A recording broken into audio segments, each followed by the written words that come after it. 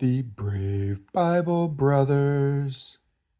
The 16th chapter of the Gospel of Matthew. The Pharisees and Sadducees came, and testing him, asked him to show them a sign from heaven. But he answered them, "When it is evening, you say, 'It will be fair weather, for the sky is red.' In the morning, 'It will be foul weather today, for the sky is red and threatening.' Hypocrites, you know how to discern the appearance of the sky, but you can't discern the signs of the times. An evil and adulterous generation seeks after a sign, and there will be no sign given to it, except the sign of the prophet Jonah." He left them and departed. The disciples came to the other side and had forgotten to take bread. Jesus said to them, "Take heed and beware of the yeast of the Pharisees and Sadducees." They reasoned among themselves, saying, "We brought no bread." Jesus, perceiving it, said, "Why do you reason among yourselves, you of little faith, because you have brought no bread? Don't you yet perceive or remember the 5 loaves for the 5,000, and how many baskets you took up?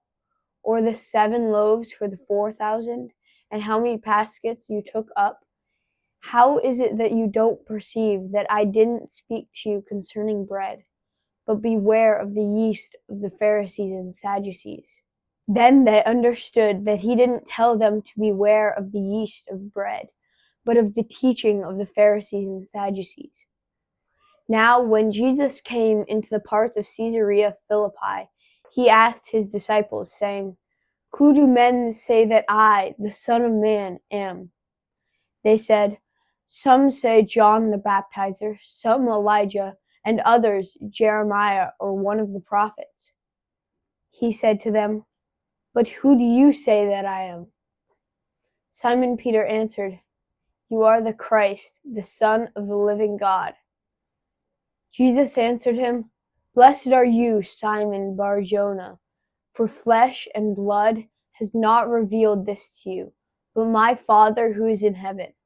I also tell you that you are Peter, and on this rock I will build my assembly, and the gates of hell will not prevail against it.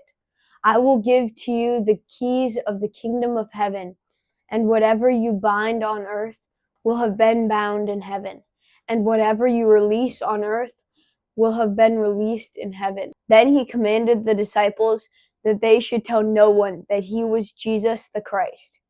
From that time, Jesus began to show his disciples that he must go to Jerusalem and suffer many things from the elders, chief priests, and scribes, and be killed, and the 3rd day be raised up. Peter took him aside and began to rebuke him, saying, "Far be it from you, Lord, this will never be done to you." But he turned and said to Peter, "Get behind me, Satan. You are a stumbling block to me, for you are not setting your mind on the things of God, but on the things of men." Then Jesus said to his disciples, "If anyone desires to come after me, let him deny himself, take up his cross, and follow me. For whoever desires to save his life will lose it, and whoever will lose his life for my sake will find it. For what will it profit a man if he gains the whole world and forfeits his life? Or what will a man give in exchange for his life? For the Son of Man will come in the glory of his Father with his angels, and then he will render to everyone according to his deeds. Most certainly, I tell you, there are some standing here who will in no way taste death until they see the Son of Man coming in his kingdom." Thank you for joining us on the Brave Bible Brothers.